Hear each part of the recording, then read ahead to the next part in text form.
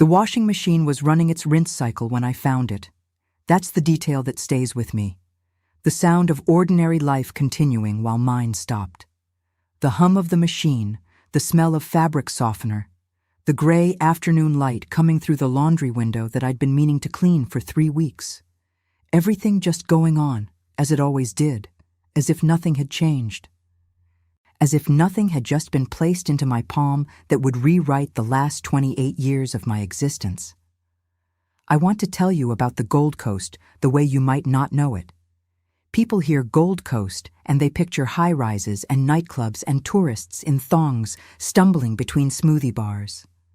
But where I lived, in Broad Beach waters, it was quieter than that. Canals ran behind the houses like slow green veins, and the kookaburras started at dawn. The gardens were full of frangipanis and bird-of-paradise plants that nobody planted. They just arrived, because that's what things do in Queensland. They find sunlight, and they grow whether you invited them or not. It was beautiful, if you could stop long enough to notice. I rarely could. The house Michael and I had built our life in was a double-story on a corner block with an in-ground pool that I kept chemically balanced and a driveway I swept every second morning because the gum trees along the fence dropped bark in strips like peeling skin. I had a craft room off the main bedroom and a laundry that smelled of eucalyptus, and in that laundry I kept, among other things, a jeweler's sizing chart pinned to the inside of a cabinet door. I'd used it 28 years ago when I had my wedding band resized. My hands had been slender at 24. By the time our second child arrived, by the time I'd carried and kneaded and washed and built and lifted and held for years, my fingers had changed. I went from a size 6 to a size 7. I remember thinking at the time that this was what life did to you. It left evidence in your body, little marks of having shown up. So I knew the sizing chart well. And when I held that ring up against it, I knew exactly what I was looking at. Size 5. My fingers hadn't been that small since I was 19. I want you to understand my mornings before I go further, because the mornings matter. They are the architecture of a life, and mine were built according to a very specific plan. I woke every day at 5:47. Not because an alarm told me to. I'd stopped needing alarms sometime in my late 30s when my body decided sleep was a luxury to be rationed. I woke because there was work to do, and my body had learned not to waste time mourning the alternative. I went downstairs while Michael was still breathing deeply in the dark, and I made his coffee the way he'd always needed it. Double shot from the machine, a dash of full cream milk, 1 sugar, stirred for exactly long enough that the sugar dissolved. I made it before I made anything for myself. This isn't a complaint, I want you to know that. It's just geography. It's the shape of how things were. I packed his lunch because the cafes near his office in Surfer's Paradise were, as he regularly noted, overpriced. I ironed his shirts while he showered, holding each one up to the light to check for missed creases along the collar. I laid out his jacket while he dressed. And then he would come downstairs, drink his coffee, eat the breakfast I'd prepared, say thanks, love, in the tone you'd use to thank an automated machine for dispensing something correctly, and leave. And I would begin the second shift of my day. Michael's mother, Dorothy, had been in an aged care facility in Southport for 6 years, and I was her primary visitor, coordinator, and advocate. 14 specialist appointments in the past year alone, a cardiologist, a rheumatologist, 2 different physiotherapists, an ophthalmologist, a podiatrist. I kept a color-coded binder. I kept a running list of her medications on my phone. When she had a bout of bronchitis in March and needed more frequent monitoring, I drove to Southport 4 times in 9 days.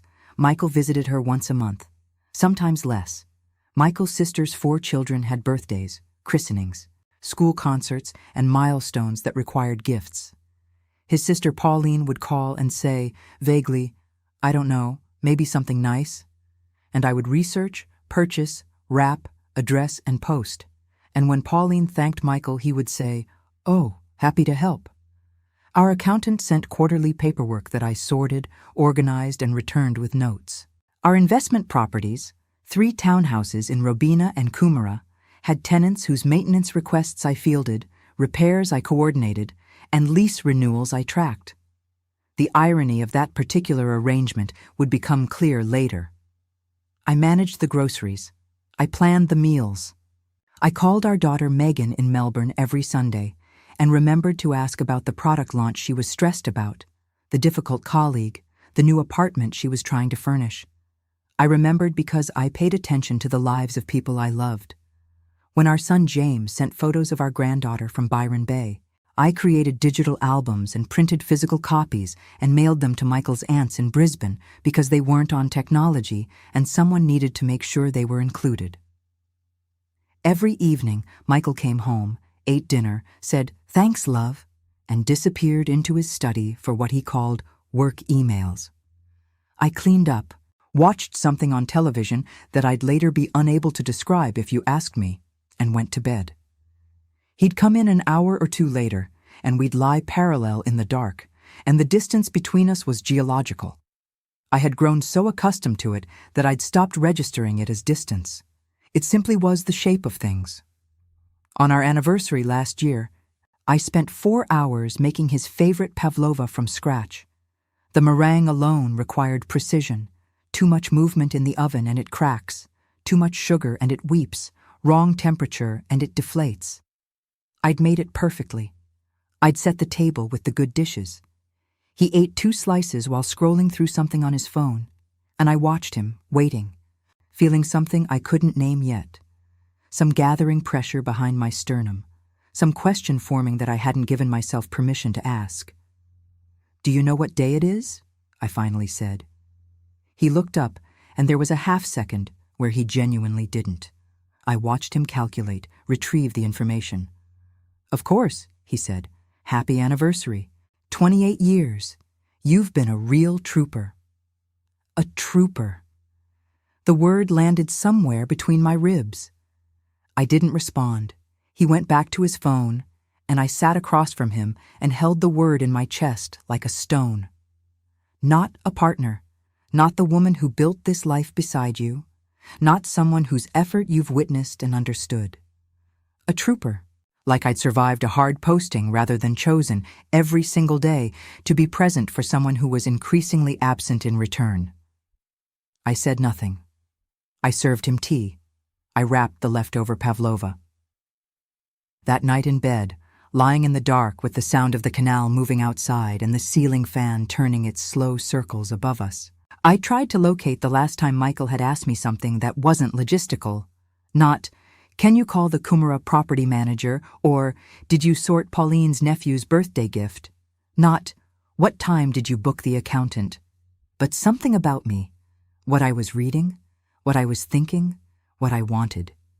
I searched back through the months methodically, the way you go through a filing cabinet when you're certain a document is there somewhere, growing more careful as you get closer to the beginning of the drawer, then more uncertain, then finally understanding that the absence isn't a matter of misfiling, but of the thing never having been put there. I thought about when we met. This is what marriages do when they fracture. They send you back to the beginning, compulsively, the way you press a bruise. We had met at a mutual friend's engagement party in Canberra in June of 1996. There were paper lanterns in someone's back garden, and too much wine, and the particular energy of a summer evening when everyone is still young enough to believe that whatever they choose will be the right thing. Michael had stood beside me at the garden wall while I was watching people dance, and he'd said, "You look like you're memorizing everything." He'd been right. I do that. I always have. I take in details and file them away and use them later. He had seen it immediately, that first night, and told me it was beautiful. He had said, leaning against that garden wall with his wine glass held loosely at his side, "I love how you pay attention." He had not said anything like that in 20 years. The attention I paid had become invisible to him, the way all reliably present things become invisible. The way you stop seeing the chair that's always in the corner, the way you stop hearing the hum of the refrigerator. I had paid attention every day for 28 years. I had paid it to his shirts and his coffee, and his mother's appointments, and his sister's children's birthdays, and the chemical balance of his pool. The attention was total, and it was constant, and it had become, to him, simply the nature of the air in his house. Something that required no acknowledgement because it was always there. The kookaburras started before the sky was light. I watched the ceiling gray and then whiten, and I thought about the word trooper and what it meant for how he saw me. And outside, a boat moved along the canal and made the particular lapping sound I had fallen asleep to 10,000 nights. And I went over the edge of something in my chest and came out the other side quiet. I got up at 5:47 and made his coffee. I finished things. There is a particular Thursday in October that I've thought about since then. Not the Thursday I found the ring, the one before it. A completely ordinary Thursday in what had become a completely ordinary life. I woke at 5:47, made his coffee, ironed his blue check shirt because he had a meeting with the Southport office on Friday, and this shirt read as reliable without being too eager. This was a calibration I had made unconsciously for 2 decades, the art of dressing someone else for the impression they wanted to make. I sorted the dry cleaning into 2 piles. I called Dorothy to confirm her rheumatology appointment the following Tuesday, and Dorothy asked after the children, and we talked for 11 minutes about James's little girl and whether she was getting enough sun. I finished the call and took Dorothy's medication list out of the color-coded binder to check whether her prescription needed renewing. Michael came downstairs at 7:23. He drank his coffee. He ate the eggs I'd made. He said, "Thanks, love," without looking up from his phone. "Big day?" I said. I don't know why I said it. Force of habit, perhaps. The shape of the question we ask. "Client thing tonight," he said. "Don't wait up." "I'll leave dinner in the fridge," I said. "Sure," he said, and he picked up his laptop bag, and he was gone. And the door closed with its usual solid click. And I stood in my kitchen in the morning light with the sound of the washing machine starting its cycle in the laundry. And I thought, not for the first time, and not yet knowing it would be almost the last time, nothing in particular at all. I drove to Southport to visit Dorothy. I coordinated a plumber for the Rabina townhouse's blocked drain. I prepared the dinner he would leave in the fridge. I sorted the mail, paid the electricity bill, folded the dry cleaning. I finished things. Now you have a map of my world. Now you understand what I was standing inside of when I reached into the pocket of that gray suit jacket the following Thursday morning, sorting laundry before the dry cleaning run, and felt something small and metallic shift against my fingertip. It was warm. That's the first thing. It was warm, recently worn, still carrying the temperature of another hand. Platinum band, thin and elegant. 3 small diamonds set flush across the top in a style called a flush channel setting, which I know because I have made it my business for years to understand beautiful things even when I wasn't acquiring them. I turned it in the light. I looked at the inside of the band. Forever starts today. I stood in my laundry room for what might have been 4 minutes or 40. The washing machine moved into its spin cycle. Outside, through the open window, a kookaburra began its machine gun laugh, that sound that Australians grow up treating as ordinary, that cackle that sounds like the world has heard a joke at your expense and cannot stop itself from announcing it. I held the ring. I brought it to the sizing chart pinned inside the cabinet door. I already knew what it would say. I pressed it against the plastic guide anyway. Size 5. I slipped the ring into the pocket of my cardigan. I finished sorting the laundry. I loaded the dry cleaning into a bag. I put the kettle on. I finished things. But something had changed. I could feel it in the particular stillness that had settled into my chest. Not the numb stillness of routine, but something different. Colder. Cleaner. Like the air before a storm, when pressure drops and everything holds its breath. The ring sat in my pocket like a coal, and I went about my day, and I told no one, and I held what I knew, the way I had always held things that were too large to look at directly, quietly, carefully, waiting until I understood what I was really holding. 3 days passed. I want to tell you what 3 days of knowing feels like when you say nothing.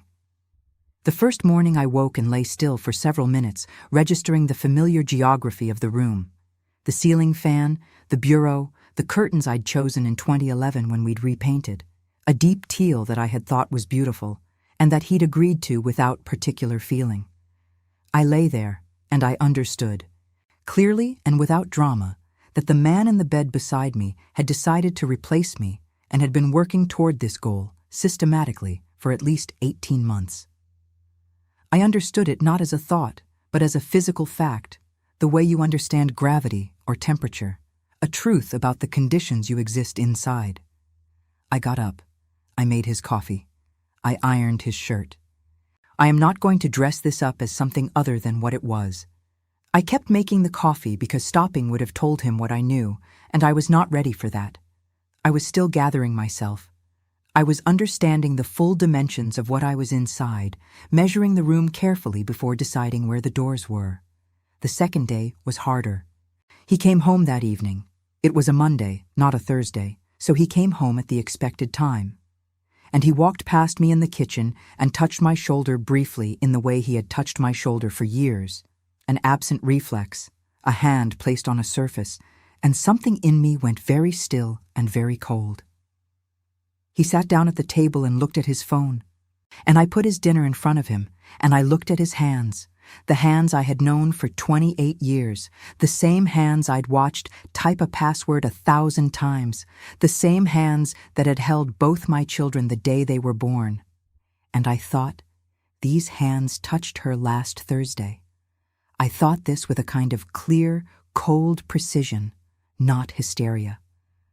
I've noticed since then that shock, real shock, doesn't feel like what the movies show you. It doesn't make you wail and shake. It makes you very still and very precise. It clarifies things. The world compresses to the exact size of what's actually happening. He said, "This is good." About the dinner. I had made a mushroom risotto, standing at the stove with the ring in the pocket of my cardigan, stirring the stock in at intervals the way you must with a proper risotto. You can't rush it. You have to stay present, keep adding, keep adjusting the heat. I had stirred it for 45 minutes in the kitchen of my house, while holding the knowledge that my life was arranged differently than I'd believed, and the risotto was perfect because I paid attention. That was, I suppose, the small irony of those 3 days. Everything I made was excellent. The third morning, I didn't sleep at 5:47. I had barely slept at all. The ring was in my cardigan in the craft room, and the knowledge was in my chest, and I had been lying awake since 3:30, not in the thrashing way of someone who can't find peace, but in the alert, focused way of someone who is making a plan and needs to run it clearly before they can rest. I had decided, sometime around 4 in the morning with the ceiling fan doing its slow circuits and the canal barely audible below, that I was not going to confront him without preparation. I had lived 28 years in a state of improvised response to other people's needs and schedules. I was not going to improvise this. I got up. I put on my walking shoes. I texted Diane. Morning walk? I kept making the coffee, kept ironing the shirts. Michael came home Thursday night smelling of restaurant food and something warm and floral that wasn't my perfume. And he kissed my cheek on his way to the refrigerator and said, "Long day." And I said, "There's pasta on the stove." And the ring sat in the pocket of my cardigan in the craft room, and I did not shake, I did not cry, I did not ask. I watched him eat and thought, I've been making you 72 Thursday lunches while you've been eating dinner somewhere else. I calculated it that night in the dark. A year and 4 months of Thursdays. 72 times I'd packed roast chicken or leftover pasta or a carefully assembled salad into a container and set it by his laptop bag. 72 times he'd taken it and gone to have dinner with someone else. I didn't sleep much those 3 nights. On the third morning, I went for my usual walk along the Broadwater with my neighbor Diane. Diane lived 2 houses down in a rendered brick house with a native garden she'd put in herself after her divorce 6 years ago. She was a family law solicitor who'd relocated to the coast from Brisbane to start over, and in 6 years we'd accumulated a friendship built on morning light and honest conversation. She had the particular gift of noticing things. Occupational necessity. She always said, "You learn to read what people aren't telling you." We walked for 20 minutes before she stopped and said, "What's wrong?" "Nothing's wrong." "You've been 3 steps behind me the whole walk. You haven't said anything about the boats. You always comment on the boats." She was right. I always looked at the boats moored along the broad water, the gin palaces and the modest fishing tinnies side by side, and remarked on something, the way they moved, the names people gave them. I'd said nothing. "Come for coffee," she said.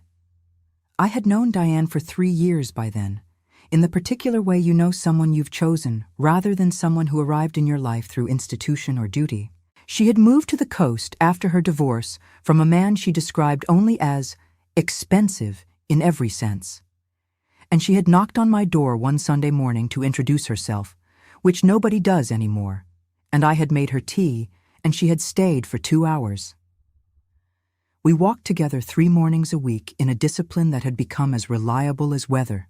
She knew things about me that Michael did not. She knew I had wanted to study landscape architecture at university before my father got sick, and I stayed home to help. She knew I had a superstition about the number 14, which I'd never managed to explain logically. She knew that I still, sometimes, when I was on my own in the car, listened to the same mixtape a friend had made me in 1989 on actual cassette, which I had transferred to my phone in a fit of nostalgia 8 years ago. She knew that I was good at appearing calm, and she knew that the appearance and the reality sometimes diverged. We sat at her kitchen table with cappuccinos she made from a machine better than mine, and she watched me.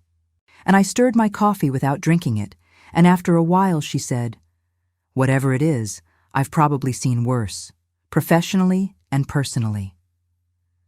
I took the ring from my pocket and set it on her table between our cups.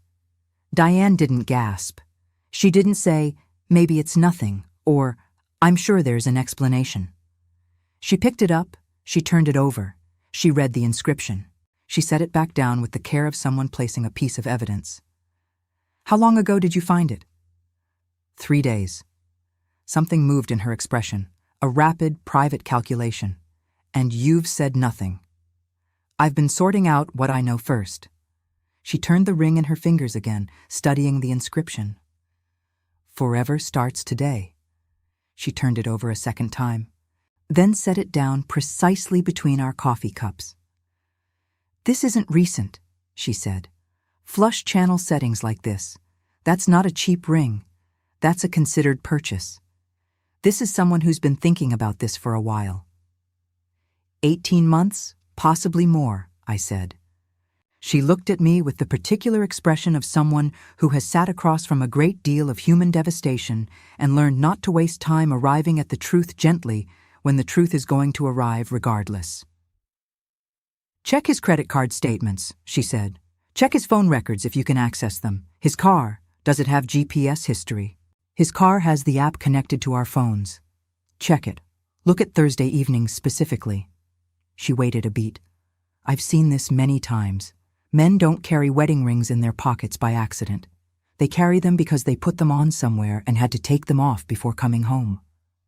I drove home with the ring in my pocket and her words in my chest, and I sat at the kitchen table for 20 minutes looking at the laptop we shared. We had shared it for years until about 3 years ago when Michael had set up a separate user account for, he said, work confidentiality. Client documents, sensitive information. It made sense. I'd never questioned it. I knew his passwords. This is the strange intimacy of long marriages. You absorb things without meaning to.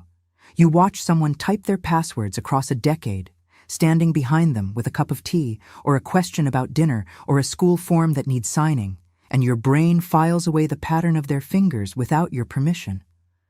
I opened his email. My hands were steady. I was surprised by that. The stillness of my hands while my entire understanding of my own life was preparing to reorganize itself. I searched Thursday.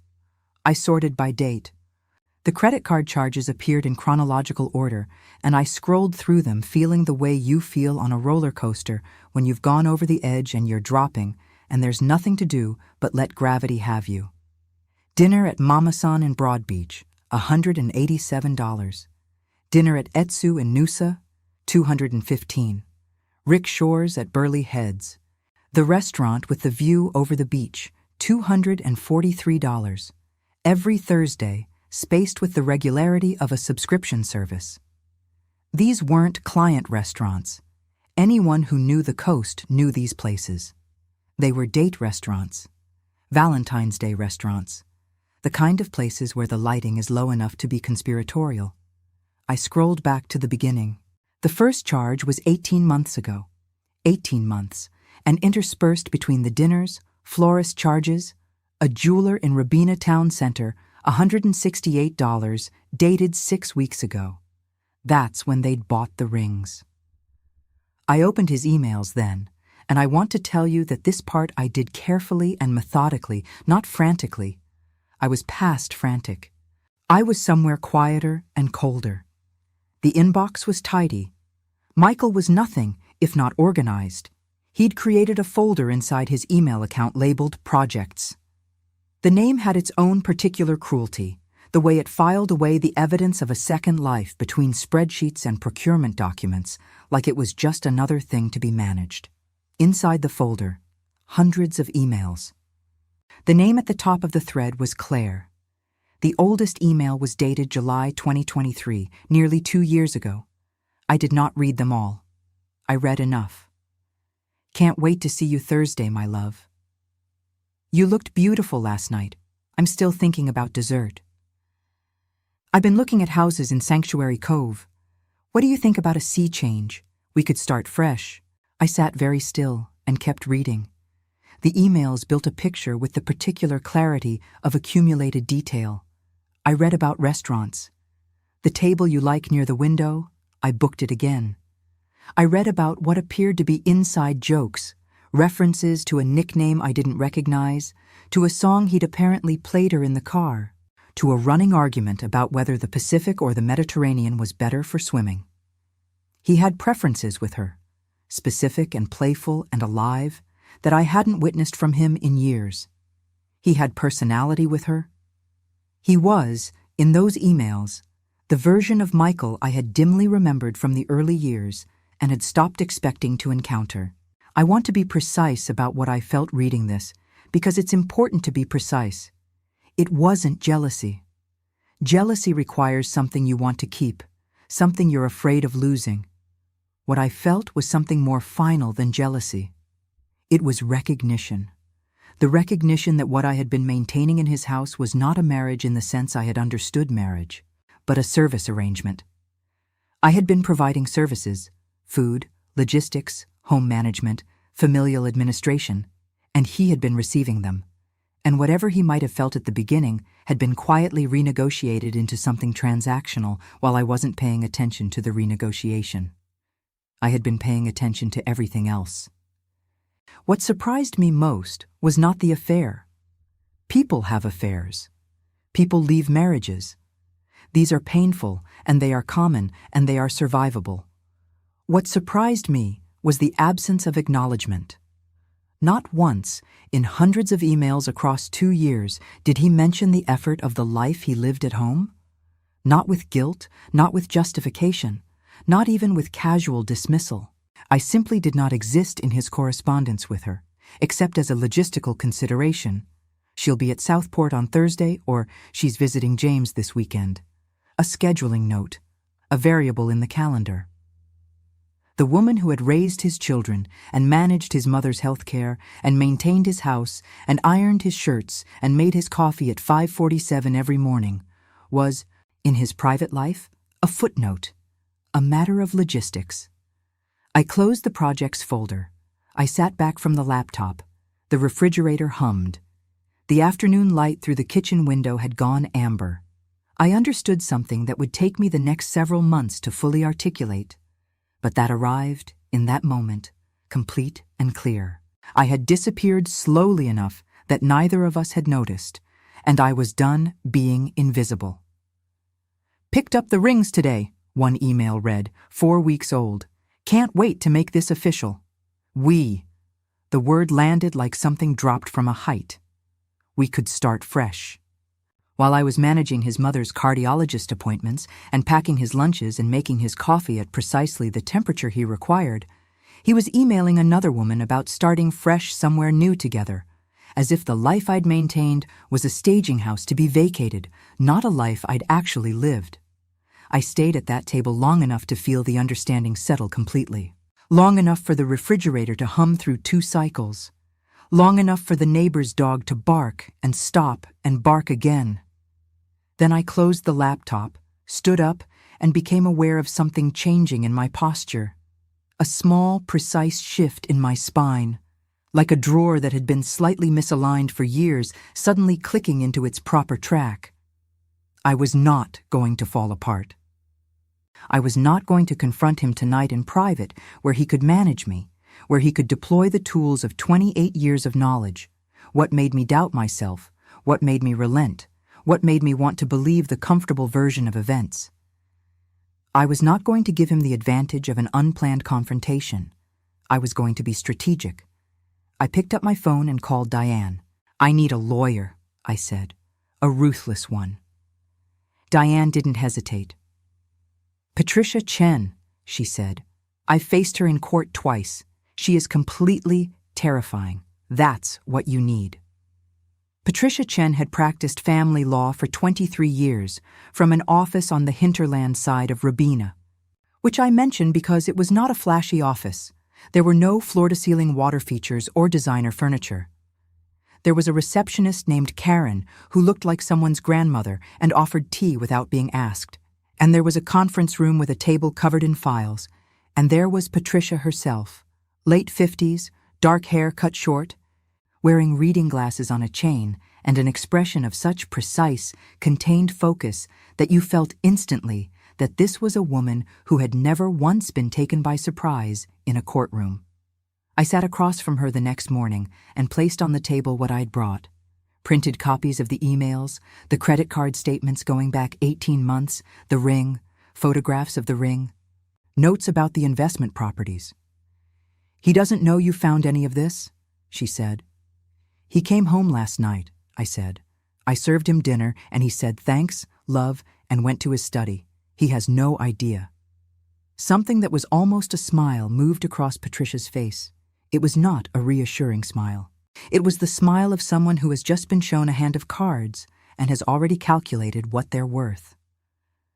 "Tell me about the investment properties," she said. I told her. 3 townhouses, 1 in Rabina, 2 in Kumara, held in my name alone. Michael's accountant had arranged it this way years ago, some arrangement about tax efficiency and liability structuring. I'd signed the paperwork without giving it particular significance. I was named as sole owner on each title. "Does Michael understand what that means legally?" Patricia asked. "I don't think he's thought about it." The smile again. "Those properties are yours, entirely and legally. If they are solely in your name and were acquired during the marriage without explicit declaration as joint marital assets, your position is very strong. He cannot access them without extended legal proceedings. And even then, his position is complicated." She made a note. "Has he had access to the joint savings?" "We have a joint account. I've never touched more than I needed without asking him first." She looked at me over her glasses. "He didn't extend you the same courtesy?" "He handled all the financial decisions." Patricia's manner across that table was the most reassuring thing I had experienced in months. Not because she was warm. She wasn't particularly, not in the way of friends or consolers. She was reassuring because she was completely, utterly focused, with the precision of someone who had stripped the emotional noise from 1,000 situations like this one and was dealing entirely with the mechanical reality of what was here and what could be done with it. When you are in the middle of something that feels enormous and unmanageable, there is nothing more useful than being in the presence of someone who has seen the shape of it before. She had placed my documents in 3 careful piles on the table before her. The credit card statements, the emails, and their printouts, the notes about the properties. She moved through each pile in order, reading with the neutral focus of someone processing a brief. She asked precise questions. She did not offer comfort, and I did not need it. What I needed was a map, and she was making one. "The ATO matter," she said at one point, setting down a page and looking at me over her glasses.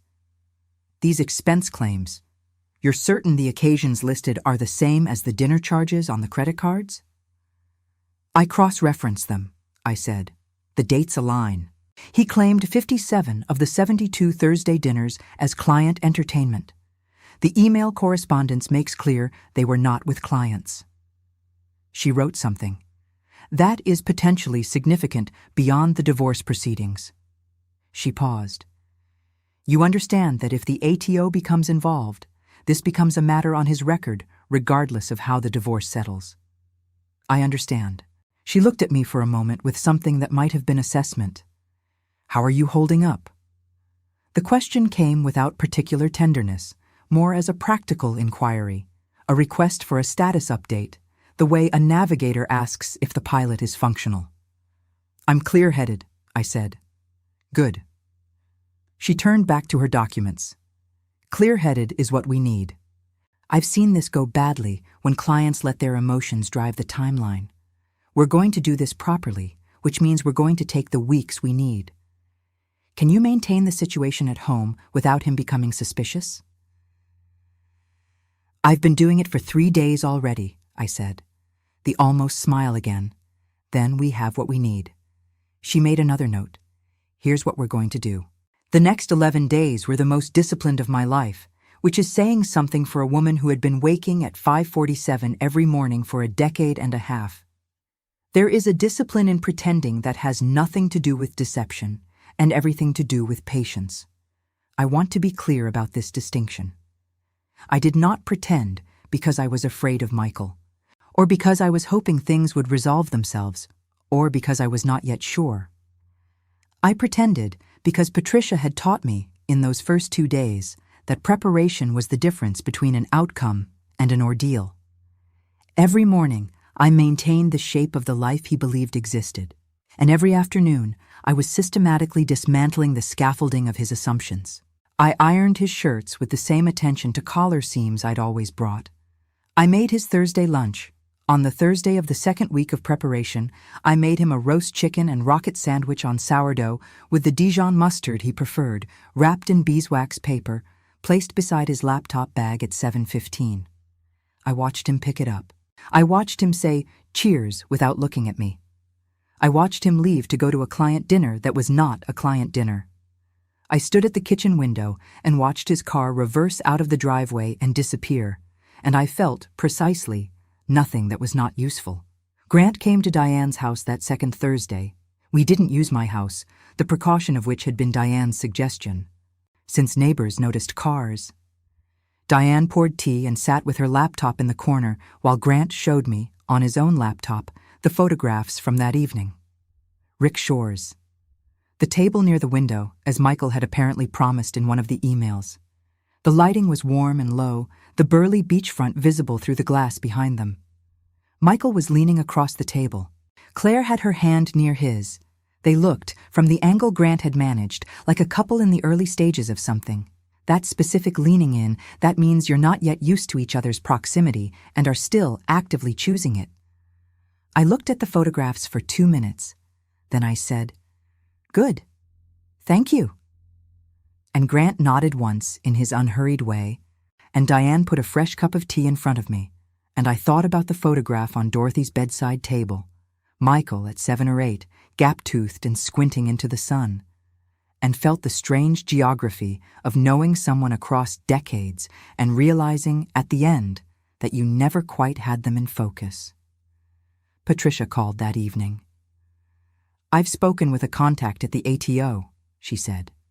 "Provided the documentation through appropriate channels. They've confirmed they will be initiating a review. This is now outside our control and proceeding independently." She paused. "How are you?" "Making good lunches," I said. A pause in which I thought I heard her almost laugh. "Good. Hold the line. 9 more days." I kept making the coffee, kept ironing the shirts. Michael came home Thursday night smelling of restaurant food and something warm and floral that wasn't my perfume, and every afternoon while he was at work, I was meeting with Patricia, or with the private investigator Patricia had recommended, a quiet man named Grant, who drove an unremarkable gray sedan and had the manner of someone who had seen everything twice and was mildly interested in neither occurrence. We documented everything. Grant photographed Michael meeting Claire at Rick Shore's and at Mama San and at a wine bar in Mermaid Beach that wasn't on my credit card list, meaning he'd paid cash for those occasions. Claire was perhaps 38, blonde, with the particular look of someone who dressed carefully for an audience. She held his arm when they walked. She laughed at what he said. I looked at the photographs and felt, precisely, nothing. Not rage, not despair, not jealousy.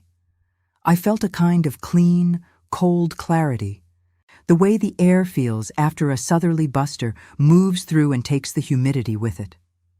The GPS data from Michael's car showed 47 visits to a building in Main Beach over the previous 19 months. The phone records, subpoenaed through Patricia's contacts, showed 3,847 text messages between Michael's number and Claire's over 19 months. I want you to hold that number for a moment. 3,847 messages. He had texted her more often than I had spoken to my own children. I knew what I had. I knew the shape of the case. And then Patricia said something that shifted everything. Before we move to confrontation, she said, I want to know if there's anything in his history that might indicate this is a pattern of behavior rather than an isolated incident. Does he have a past you know about? Michael had told me, when we met in 1996, that he had been briefly married before. His first wife, Sarah, had died of cancer in 1994. He had said this with a quiet sadness that I had respected by never probing. I had assumed grief was something you left alone if you were decent. There was a first wife, I told Patricia. He said she died. Is that confirmed? I had never once in 28 years verified it. You might want to speak with his mother, Patricia said. Dorothy was in her usual chair by the window when I arrived at her room in Southport that week, not on my regular visiting day. An extra visit, unscheduled. She was 91 now, and her body had made significant concessions to that number, but her eyes were still sharp and brown and watching. She was, of all the members of Michael's family, the one I was genuinely fond of. 6 years of weekly visits, of bringing her shortbread and sitting with her while she talked about growing up in country New South Wales before the war. She knew me. I sat down beside her and looked at my hands. Dorothy, I said, I need to ask you something, and I need you to be honest with me, even if it's difficult. She studied me. Is this about Michael? Yes. Dorothy had always been a woman of specific silences. In my 6 years of weekly visits, I had learned to distinguish between them. The silence of tiredness, which had a quality of withdrawal, the silence of thought, which was still but present, and the silence of grief, which was different from both in a way that was hard to explain but immediately recognizable. Something in the posture, something in how the face held itself. This was the third kind.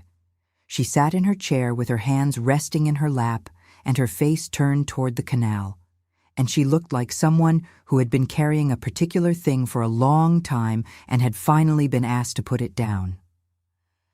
How long have you known, I asked, that he was seeing someone? She didn't turn from the window. 6 months, perhaps. One of the staff here, a lovely girl, her name is Tina, overheard something on a visit.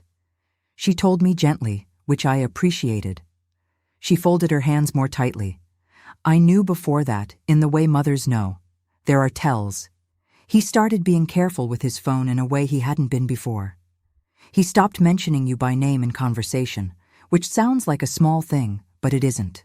She finally turned to look at me. You have a name. When someone stops using it, it usually means they're holding 2 worlds in their head and they're trying not to let them touch. I thought about the email folder called Projects, the way he'd filed everything into neat, contained compartments. Why didn't you tell me? I said. It came out evenly. I wasn't accusing her. I genuinely wanted to understand the anatomy of it, how a woman who loved me in her way had held this knowledge alongside her tea and her shortbread and her Wednesday physio appointments and said nothing. Because I hoped I was wrong, she said, and because I was afraid of what telling you would do to our visits, to you, to the family. She shook her head once, a movement of self-reproach that was brief and complete. That was selfish of me. You deserved to know. I'm sorry. She reached for my hand, and her hand was light and papery and warm, and I held it for a moment before I spoke again. She was quiet for a long moment, watching the canal through the window, because even the aged care facilities on the Gold Coast have water views, if they're placed correctly, which this one was. He did this before, she said, and the floor of my understanding shifted again. What? His first marriage, to Sarah. She turned from the window to look at me, and her expression carried the particular weight of guilt that has been carried for a very long time. He didn't tell you she died. Or rather, he did tell you that, and it wasn't true. She's alive. She lives in Sydney, has done since the mid-90s. I sat with this. He left her, Dorothy continued, for someone else. He took what he could from their joint assets, the relationship ended within a year, and then he met you. She reached for my hand with her own thin, papery one. Sarah wrote to me for years after. I'm ashamed to say I never told you. I wanted to believe he'd changed. It's what mothers do, I think, even when we shouldn't. She kept letters. Sarah had maintained a correspondence with her former mother-in-law out of what read as genuine affection for Dorothy, separate from her feelings about Michael, a decency that I found, reading between the lines of what Dorothy told me, characteristic of someone who had survived his particular method of operation and decided to keep living anyway. In a letter from 2001, Sarah had written to Dorothy, I'm glad he's found someone. I hope she's careful with the money. He nearly bankrupted me. I thought about the investment properties in my name. I thought about Michael's accountant arranging the structure that had felt like a tax decision and now felt like something else entirely. Had he been planning to leave and strip assets the way he'd done before? Had the properties being in my name been, ironically, a miscalculation on his part? A plan to limit his apparent wealth for his own purposes that had accidentally protected mine. I would never know exactly what his thinking had been. It didn't matter. What mattered was the fact. Those properties were mine. I held Dorothy's hand for a while. We didn't talk much more. When I left, she said, whatever you're planning, you're smarter than him. You always were. The preparation continued. Patricia and I worked through every financial instrument we could legally move before Michael knew a confrontation was coming. The 3 investment properties were transferred into a family trust with our children named as beneficiaries. Entirely legal, my right as sole named owner, documented properly through Patricia's office. We moved exactly half of the joint savings into a new account in my name. $247,000, not a dollar more. I want you to understand that. I could have been vindictive about it, but I wasn't. Exactly half. His fair share. My fair share. That's the difference between strength and revenge, and I was operating from strength. We notified Michael's employer's HR department that a divorce was being filed involving potential misuse of company expense claims, and requested that his superannuation not be released or accessed without court approval. We filed a report with the Australian Taxation Office regarding discrepancies in his business expense deductions, those 72 Thursday client dinners he'd been claiming. The ATO notified us they would be conducting an audit. Every evening I made his coffee, ironed his shirts, said, "Dinner's on the stove," and watched him eat. He had no idea. I chose Thursday because it seemed right, his day. The day built on 72 lies. The day the ring had been warm in the pocket of his jacket. I told him that morning that Dorothy had taken a fall. She hadn't. But she'd agreed to the small untruth when I'd explained what I needed, and that we needed to visit her immediately. He grumbled about a meeting. I said the facility had called and it was urgent. He rescheduled the meeting, which told me something about what obligation still looked like to him, at least where appearance was concerned. I had made 2 phone calls the night before, one to Megan in Melbourne, one to James in Byron Bay. When we arrived at Dorothy's room, they were both there. Megan had flown up that morning and was sitting by the window in a blue dress, her face carefully neutral. James had driven up and was standing near the door, and he had his father's height, but his face was mine, open and watchful. Dorothy sat in her chair and did not look at Michael when he came in. "What's this about?" Michael said. The room smelled of the freesias I always brought Dorothy. The canal was glittering outside. Everything was very still. "Sit down," I said. He looked at me. My voice was different. I could hear it myself. Something underneath the tone that hadn't been there before. Something low and clear. He'd never heard it from me. No one had. I barely recognized it, except that it felt like something that had always been there, waiting for the moment I finally needed it. "Mom," James said, reading the atmosphere correctly. Michael sat. I reached into my pocket and placed the ring on Dorothy's bedside table. It was still platinum, still 3 small diamonds, still inscribed on the inside with words I'd memorized in the laundry room 3 weeks ago. It sat among the freesias and Dorothy's reading glasses and a photograph of Michael as a child that she'd always kept beside her, and the juxtaposition of that photograph with the ring felt to me like the whole story compressed into a single image. "I found this in your suit jacket 16 days ago," I said. "It is a woman's wedding ring, size 5, inscribed with 'Forever starts today.' It is not mine." Michael had stopped breathing in a visible way. He was a large man. He had always been physically imposing, the kind of presence that filled a room without trying, that had a way of making other people's voices smaller. And I watched him sit in Dorothy's visitor chair and become something less substantial in real time. The color left his face in stages, like water draining. His hands were on his knees and very still. Megan sat with her arms crossed, not in defensiveness, but in the way you hold yourself when you need to stay controlled. I knew that posture. I'd taught it to her, without meaning to, over 26 years. James had moved from the door and was standing beside his sister, and in that positioning, there was a solidarity I hadn't asked for, and was grateful for anyway. Dorothy had not turned from the window, but I saw her shoulders, and they had the particular set of someone who has made a decision. Michael looked at the ring on the bedside table. He looked at it for a long time. When he finally spoke, it wasn't to contest the facts. "I want you to understand that." He did not look at me and say, "This isn't what it looks like," or "You don't understand the whole story," or any of the things people say in this situation when they haven't been caught so completely. That argument is literally useless. He had been shown the credit card statements, the emails, the GPS data, the phone records, the ring, the photographs, and the news about his first wife, all in the space of 3 minutes. There was nothing left to argue about. He knew it, and I knew it, and Patricia knew it, and our children knew it. He looked at the ring and said very quietly, "You've had all of this for 2 weeks. 16 days, I said. "You kept making breakfast." "Yes." He sat with that.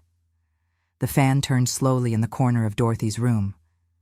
Outside, the canal held its light, indifferent and beautiful as it always was. "The properties," he finally said. It was less a question than a man arriving at a door and finding it locked. "Are in a family trust," Patricia said from the corner, where she had been standing quietly the whole time. "Properly and legally constituted. Megan and James are the beneficiaries. Your wife exercised her legal right as sole-titled owner." He looked at Megan. She held his gaze without flinching. "She has my eyes, my daughter," and she looked at him the way I had not, until that day, ever looked at anyone. With the particular clarity of someone who knows exactly what they're seeing and has decided it does not diminish them. Michael's face is something I will remember for the rest of my life. Not because I wanted to savor his suffering, that's not what this was, but because it told me, in real time, everything about who he was. First came confusion, the automatic response of a man who could not initially believe the ground had moved. Then understanding, arriving fast behind it. Then panic, visible in the small muscles around his eyes. And then, and this is the part that told me the truth about him, then came calculation. I watched him decide, in the span of 3 seconds, what position to take. Watched him compose himself into something that was almost outrage. I can explain. I'm not finished. It stopped him. In 28 years, I had never said that to him. He stopped. I've spent the past 2 weeks documenting your affair with Claire Morrison. I have credit card statements showing $18,000 spent on her over 18 months. I have emails from a folder in your email account labeled Projects, in which you detail plans to leave this marriage and relocate to Sanctuary Cove with her. I have GPS evidence from your car, phone records showing 3,847 messages to her number, and photographs of you together at restaurants you've been claiming as business expenses on your tax returns.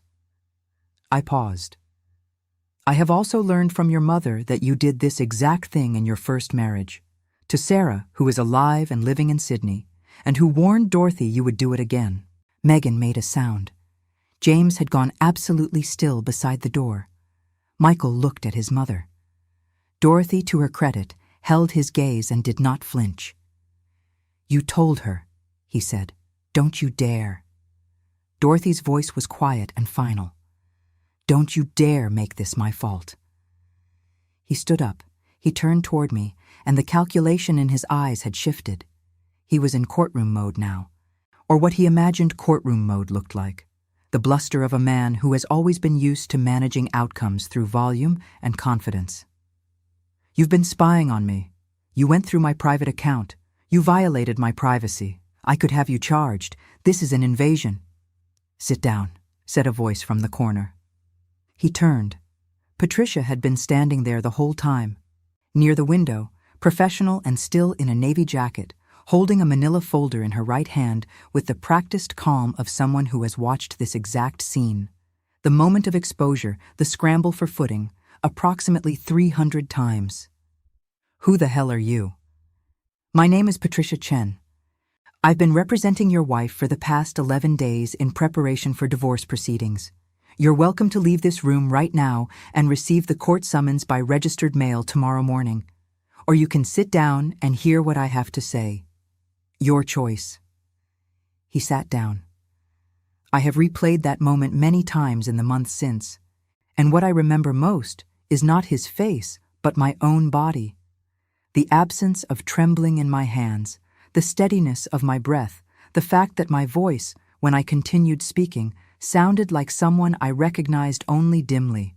Someone who had been waiting inside the woman who made coffee at 5:47 every morning and ironed the creases out of other people's mornings and said nothing.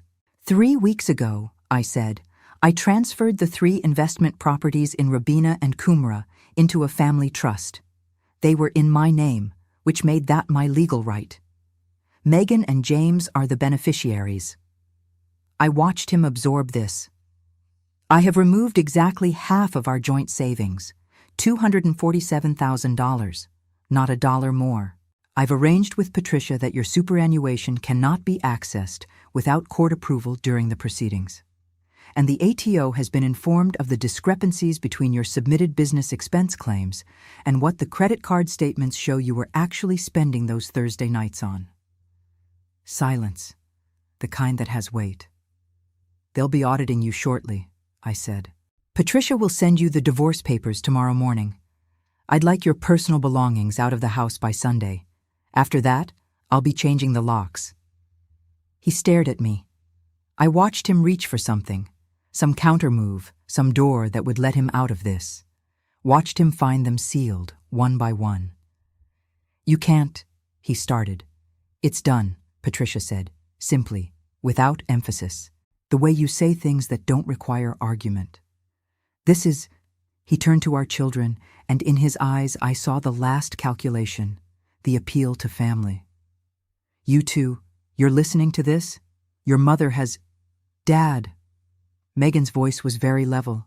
She is 26, my daughter, and she is more like me than she knows. She finishes things. I flew from Melbourne this morning because Mum needed me here. That's the difference between you two. She calls when she needs us. You call when you need an audience. She looked at him steadily. I can think for myself, and what I think is that you're disgusting. He turned to James.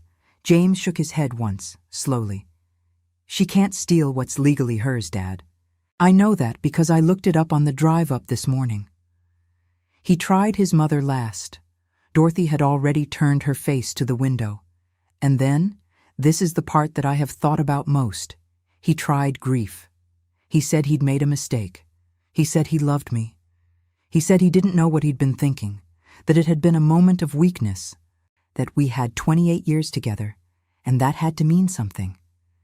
His voice shifted into something I'd heard before, in small doses over the years, the particular softness he deployed when he needed something from me. When I had to be managed rather than engaged. I stood up. We're done, I said. Patricia will send the papers tomorrow. You have until Sunday to take your personal things. After Sunday, the locks change. He looked at me with an expression I hadn't expected. Not grief exactly, but something adjacent to it. Something that might have been, if I'm being generous, the first real moment of understanding he'd had in years. Where am I supposed to go? I met his eyes for the last time. I don't know, I said. Maybe Claire has room.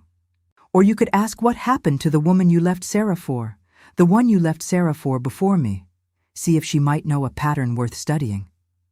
I turned. James held the door open. Megan came to stand beside me. We walked out into the corridor, which smelled of antiseptic and cut flowers and old carpet, and then through the lobby with its pastoral prints and its reception desk, and then through the automatic doors into the Queensland afternoon, where the air was warm and thick with humidity, and somewhere across the car park a bottle brush was in full red bloom against a sky that was the particular impossible blue the Gold Coast does when it's not raining.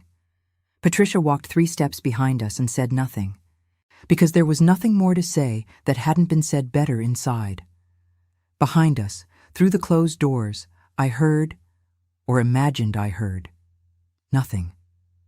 Just the sound of a room where all the exits had been quietly and legally closed weeks ago, while the man inside was eating dinners I'd packed and pretending Thursday was a night for client entertainment. Dorothy called after me through the open window of her room as I was walking to my car. Her voice carried the way old voices sometimes do, surprisingly far. Next week, she said. Come visit. Just you. We'll have tea. I'll bring shortbread, I said. Michael was gone by Sunday. He took his clothes, his study equipment, his golf clubs, a set of luggage I'd given him for our 20th anniversary. He left a note on the kitchen counter that said simply, I'm sorry. I stood and looked at it for a moment. Then I put it in the recycling bin and made myself a coffee, my own way, which turned out to be a flat white with oat milk, slightly bitter, which I'd been making for myself on weekend mornings for years when he was on the golf course. It tasted right. The first week after he left, the house was louder than I expected. Not because of noise, it was, in fact, quieter than it had ever been. What was loud was the space, the absence of another person's presence creating its own kind of sound, the way a room after a concert still hums with what was in it. I walked through each room on the Monday morning and took careful stock, not with sadness, but with the precise attention of someone assessing what they have been left with after a long expedition. The kitchen, mine. The garden I had maintained, mine. The pool with its careful chemistry, mine. The craft room I had always treated as an afterthought to someone else's priorities, mine, fully, now. I stood in the craft room that Monday and looked at the shelves I had never permitted myself to reorganize, the corner I had never taken over, and I moved a chair to face the window. It took 30 seconds. I had been looking at a wall for 8 years when I could have been looking at the canal, I sat down in the repositioned chair. The canal was green and slow and indifferent. A pelican was standing on a neighbor's jetty with its ancient, dignified patience. I sat there for 20 minutes and did nothing, and it was the most deliberate thing I had done in years. The divorce was finalized in 11 months. Michael did not contest it. Patricia had made clear in terms he could understand that contesting would cost him more than cooperation, financially, in terms of the ATO audit complications, and in terms of what could and could not become public record about his behavior, his history, his pattern. He signed. He was reasonable about the remaining assets because the alternative was being unreasonable about assets that Patricia would have won in front of a judge on a bad day. Claire lasted 6 weeks after his financial situation became clear. I heard this from Diane, who had a way of knowing things, a network of Gold Coast professionals who talked. Claire had apparently understood Michael to be in a significantly different financial position than the one the divorce proceedings revealed. She returned the ring to the jeweler in Rabina Town Center and was refunded a portion of the purchase price, minus the restocking fee. I thought about sending her a note. I decided against it. She had either known he was married and participated anyway, in which case my sympathy was limited, or she had not known the full picture, in which case she was learning the same lesson I had and didn't need me to add to her education. Either way, it wasn't my business anymore. I had enough of my own. The photography course had been sitting in my browser bookmarks for 15 years. I had seen an advertisement for it in 2010 and thought, yes, someday, and then added it to the folder of things that would happen when there was time. I enrolled the month after Michael left. Tuesday evenings at a studio in Burleigh Heads, a group of 8 people of varying ages and experience, taught by a woman named Gwen, who had shot travel photography across Southeast Asia for 15 years before settling on the coast and deciding to teach what she knew. I discovered in that fluorescent-lit studio with its backdrop rolls and its Bowen's lights that I had an eye. Gwen said it first, looking at my early assignments, the way I saw light, the way I composed. "Where have you been keeping this?" she asked, looking at a shot I'd taken at low tide at Talabajara Creek. The light going gold and the water going amber and a white egret standing in the reeds as if it had been placed there specifically for me to photograph. "Filing it away," I said. "This is the thing that nobody tells you about reinvention after 50. The shape of it is nothing like what you imagined reinvention would look like when you were young. At 25, reinvention meant cities and careers and the dramatic reorganization of identity. At 52, it looked like a Tuesday morning at low tide at Talabujara Creek with a camera bag on my shoulder and lights so good I stood in one spot for 45 minutes and didn't notice the time pass. I had been invisible for so long that being seen, even by a camera, even through my own lens, felt extraordinary. The act of choosing what to frame, of deciding with specific and active intention what was worth looking at, of saying, this here, this quality of light on this water on this particular morning, this is something. Every photograph I made was a decision, and every decision was practice in something I had spent 28 years outsourcing to other people's preferences and schedules.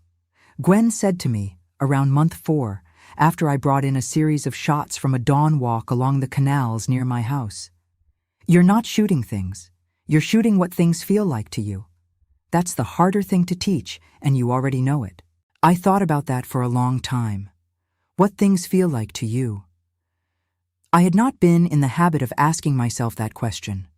I had been in the habit of asking what things required of me, what they needed, how they could be kept running and maintained and sustained. Feeling had been a luxury in the margins of a very full schedule. I began to find I had an opinion on things. Small things first. The flat white, not the double espresso I'd defaulted to because Michael drank espresso. The teal curtains I'd always privately felt were wrong for the light in the bedroom, which I replaced with something cream and unobstructed. The television shows I actually wanted to watch in the evenings, which turned out to be wildlife documentaries and the occasional British crime drama. Nothing requiring sustained emotional investment in fictional marriages. I started rearranging the furniture. Not dramatically. A chair angled differently toward the window. The kitchen table moved to catch the morning light. Small calibrations toward my own preference. I started with portrait photography, then moved toward architecture and interior work. And then someone asked if I could shoot a property listing for them, a friend of Diane's who was selling a townhouse in Mermaid Beach. And I photographed it on a bright morning in April with the pool catching the light and the kitchen glowing and the bedroom reading like something from a magazine. The listing sold in 9 days. The agent called me. Within a year, I had more work than I could manage solo. Real estate photography along the Gold Coast, from Coolangatta to Hope Island, properties large and small. I shot a penthouse at Surfer's Paradise that sold for $7 million and was featured in a property publication. I shot a Fibra beach house at Belinga that sold in a weekend, and the buyers said it was the photographs that did it, that they'd fallen in love through the screen. I made more money than I expected, more than I'd made in any year of our marriage from the part-time bookkeeping work I'd done between school drop-offs and pickups. I was good at it. And I enjoyed it, genuinely, in my body, the way you enjoy something that was always yours to do and you simply hadn't known yet. The investment properties held in the family trust generated rental income. The $247,000 sat in an account that was entirely mine and grew slowly and steadily. I was, at 52, building something for the first time in my own name. Not alongside someone else's infrastructure, not in service of someone else's mourning, but for myself. James drove up from Byron Bay one weekend with his partner and their daughter, my granddaughter Ellie, who had recently turned 3 and had her father's dark hair and a profound interest in birds. We sat on my back deck in the afternoon, and Ellie pointed at a cormorant on the canal railing and said, "Bird," and I said, "Cormorant," and she said, "Cornmant," and James laughed. And I looked at the 3 of them on my deck in the afternoon light of my house and thought, this is mine. This is something I built. However imperfectly, however invisibly, this is here because I showed up. The deck, the canal view, the laughter, the small girl with her father's dark hair holding a toy camera up to her eye and pointing it at the cormorant with absolute concentration.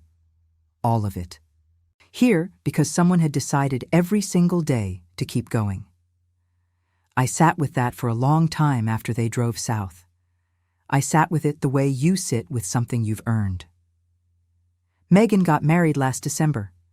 She'd met her partner, a structural engineer named Tom, 3 years ago, and they'd planned the wedding together at a venue in Byron Bay, a hilltop property with views over the hinterland and string lights that made the whole evening look like something from a film. She asked me to walk her down the aisle because I was, she said, the parent who had shown up. Not the only parent, Michael was there too, seated in the 3rd row with someone new, a woman I didn't know and didn't try to know. He sat in the back because that was where he'd been assigned on the seating chart that Megan had made herself. I walked her to the aisle in a deep green dress that I'd chosen because she said it made my eyes look the way the water looks in the late afternoon. When I placed her hand in Tom's hand, she looked at me with the look that is your child, looking at you from inside all the years of knowing each other, the look that contains everything that doesn't need to be said. And I understood in that moment that whatever the past 28 years had cost me, the things they had produced were irreducible. Megan, James, the granddaughter in Byron Bay who calls me Nana and already likes to point her toy camera at things she finds beautiful. You couldn't subtract those from the ledger. I still have the ring. Platinum band, 3 diamonds, size 5.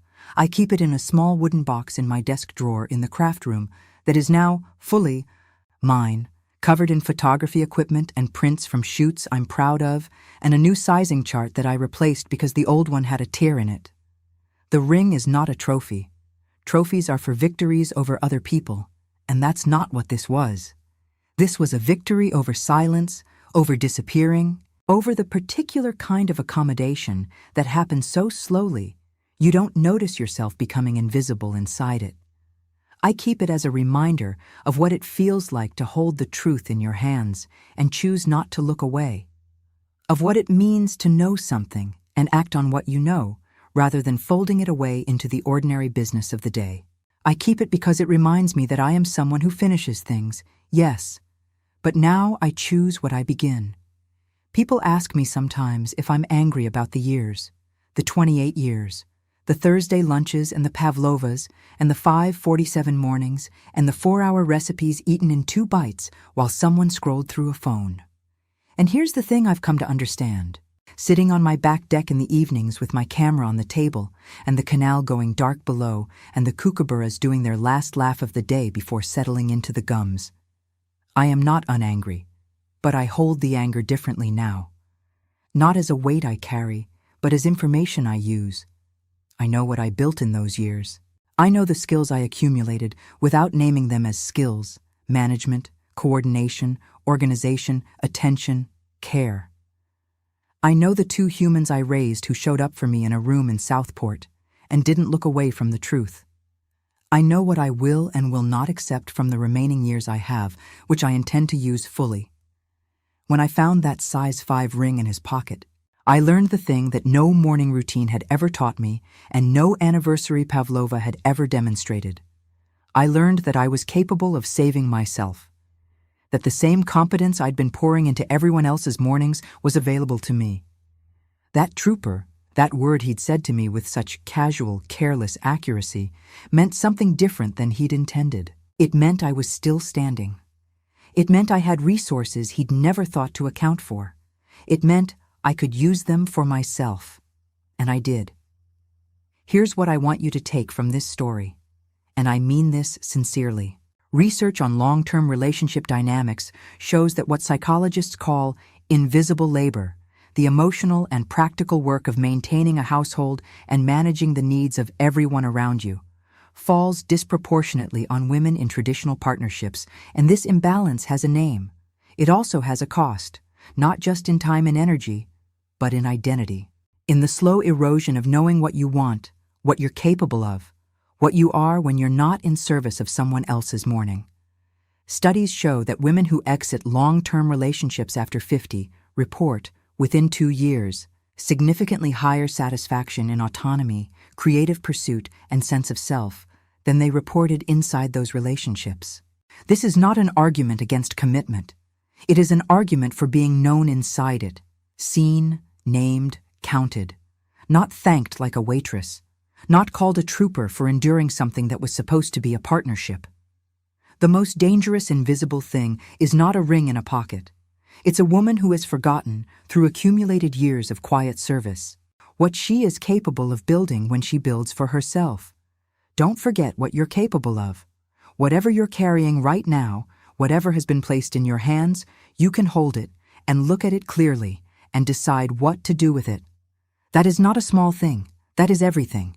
If this story moved you, if you saw yourself or someone you love somewhere in these 62 minutes of this woman's life, hit the like button.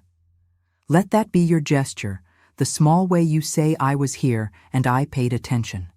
And leave me a comment, because I want to know. Have you ever had a moment where the truth was in your hands before you were ready for it? What did you do? The conversations in the comments on this channel are extraordinary, and this one is going to be no different. Subscribe if you haven't already, because there is a whole community here of people choosing to show up for these stories together, and I want you in it. And tell me where in the world you're watching from, and what time it is there. I love knowing that this reaches people in their mornings and their midnights, in their kitchens and their cars, and their late nights when sleep won't come. You're all here for a reason. And the story on the screen right now, the next one, I need you to click on it. Because what happened to that family is something I did not see coming. And I have been doing this long enough that almost nothing surprises me anymore. This one did. You're going to want to be there for it. Go. I'll meet you there.